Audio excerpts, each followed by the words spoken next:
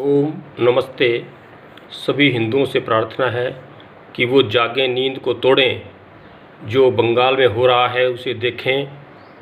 जो नए नए अभी बम धमाके हो रहे हैं, इजराइल से डाले जा रहे हैं बम जिहादियों पर, समझें उसे कि किस तरह से हम अपने धर्म की रक्षा कर सकते हैं। धर्म को बचाना अपने प्राण बचाने से भी अधिक आवश्यक है।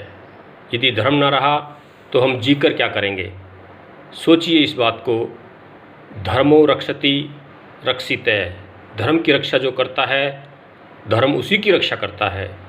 धर्म के लिए इस्लाम ने 56-57 देश बना लिए, क्रिश्चियनिटी ने 74 देश बना लिए धर्म के नाम पर, और आप धर्म के नाम पर एक देश न बना पाए। एकमात्र देश आपका था, वह भी, उसमें भी सेकुलर वर्ड घुसाड़ दिया गया, नेपाल। इसी प्रकार बाबा साहब अम्बेडकर ने इस राष्ट्र को हिंदू राष्ट्र बनाया था। संविधान में कहीं सेकुलर शब्द नहीं था। यह भी बाद में 1976 में कांग्रेस के षड्यंत्र से इसमें संविधान में यह शब्द डाला गया है। बाबा साहब ने मूल अधिकारों के ऊपर राम, सीता, लक्ष्मण, राम दरबार की फ़ोटो लगाई है। हमारे गुरु नानक साहब, हमारे गुरु गोविंद सिंह, महाराणा प्रताप की फ़ोटो, शंकर, नटराज, सभी फ़ोटो संविधान में मूलतः बाबा साहब ने डलवाई हैं, क्योंकि वो जानते थे भगवान बुद्ध का ये देश है, शांति का देश है। कभी किसी पर आक्रमण नहीं किया, न कभी पहले आक्रमण करेगा, लेकिन जो आक्रमण करेगा उसे छोड़ेगा नहीं। ये बाबा साहब को पता था। इसलिए उन्होंने इस के संविधान की रचना में इसकी मूल भावनाओं पर हमें ध्यान देना होगा कि जो बहुसंख्यक आबादी है, बहुजन समाज हिंदू है। बहुजन समाज का ध्यान रखने के लिए ही उन्होंने वेद का भी सहारा लिया। जो नकली मनुस्मृति थी उसे उन्होंने फाड़ा और असली मनुस्मृति से उन्होंने 4 वर्ण उठाकर ABCD 4 ग्रुप बनाए। अंग्रेज़ों ने भी यही किया और बाबा साहब ने भी 4 ग्रुप बनाए हैं ABCD।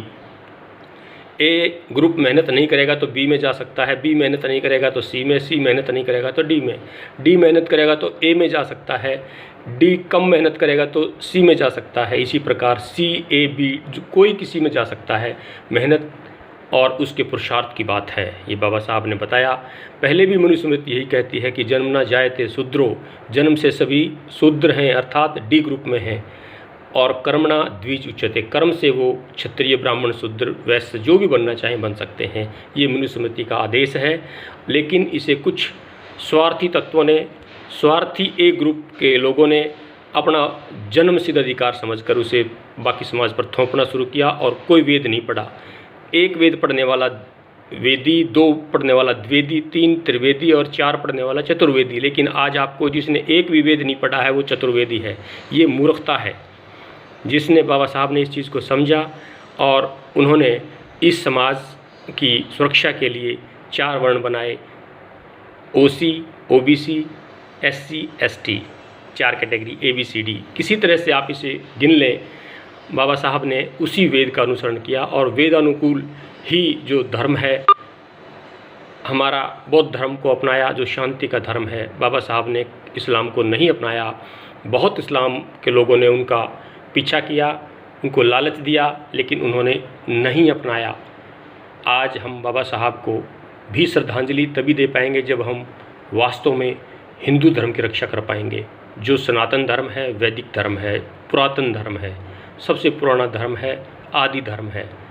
आज भी जो हमारा बहुजन समाज है वो हिंदू धर्म को छोड़ना नहीं चाहता है, लेकिन कुछ इस्लामिक कम्युनिस्ट उन्हें बरगलाकर, लालच देकर उन्हें हमारे सनातन धर्म से अलग करने की साजिश रच रहे हैं। भीम आर्मी साजिश कर रही है।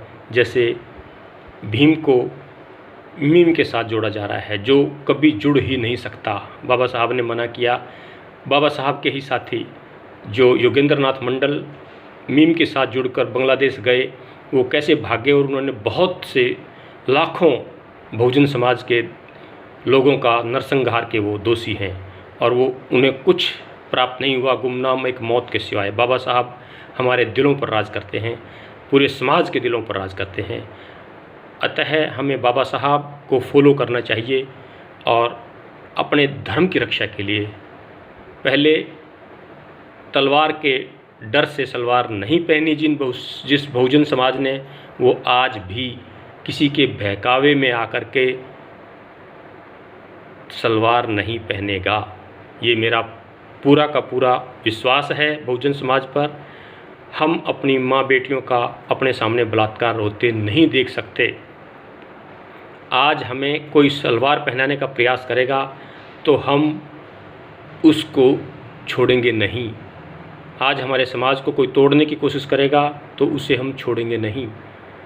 हमने संगठित होकर, एक होकर, मुष्टि के रूप में ताकत के साथ प्रहार करना है, ताकि ये जो दुश्मन है विधर्मी लोग कांप उठें। जैसे इजराइल हमला कर रहा है, हमने भी संगठित होकर के और जो एयर सर्जिकल स्ट्राइक्स हैं, इस प्रकार के हमले करने हैं।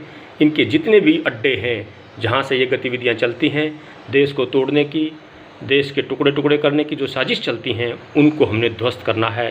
सामाजिक पूरा दबाव डालना है और सरकार के ऊपर भी दबाव डालना है कि वह इनको ध्वस्त करने के लिए जो भी आज तक कार्रवाई नहीं की गई, ऐसी कार्रवाई इन पर की जाए, तभी देश बचेगा और हम अधिक से अधिक जनसंख्या अपनी बढ़ाएं हिंदू समाज की, जो दुनिया को बचा सकता है। और दुनिया में कोई ताकत नहीं है जो मानवता को बचा ले, क्योंकि इस्लाम तो कहता है केवल इस्लाम ही रहेगा, ला इलाहा इल्लल्लाह। इसके अतिरिक्त कोई नहीं रहेगा, सब काफिर हैं, सबका वध वाजिब, कत्ल वाजिब है। तो आप इस बात को समझें, कुरान को कई बार पढ़ें और गीता को कई बार पढ़ें। गीता कहती है कि अहिंसा परमो धर्म, धर्म हिंसा तथैव च। धर्म को बचाने के लिए की गई हिंसा सबसे बड़ा धर्म है। इसलिए आप इस बात को दिल में धारण कर लें कि हमने अपने धर्म की रक्षा करनी है, माँ बहन बेटियों की इज्जत की रक्षा करनी है। अगर माँ बेटियों की इज्जत ना रही तो हम जी कर क्या करेंगे? हमारे जीने का कोई औचित्य नहीं रह जाता। महाराणा प्रताप, छत्रपति शिवा और हम गुरु गोविंद सिंह की संतान हैं, हम बाबा अम्बेडकर की संतान हैं, हम शहीद भगत सिंह, हम सुभाष चंद्र बोस, चंद्रशेखर आज़ाद, राजगुरु सुखदेव के वंशज हैं। ये भाव मन में हम रखते हुए हम देश को किसी भी कीमत पर अलग नहीं होने देंगे, देश का टुकड़ा नहीं होने देंगे। ये हम आज संकल्प लेते हैं। जय हिंद, वंदे मातरम।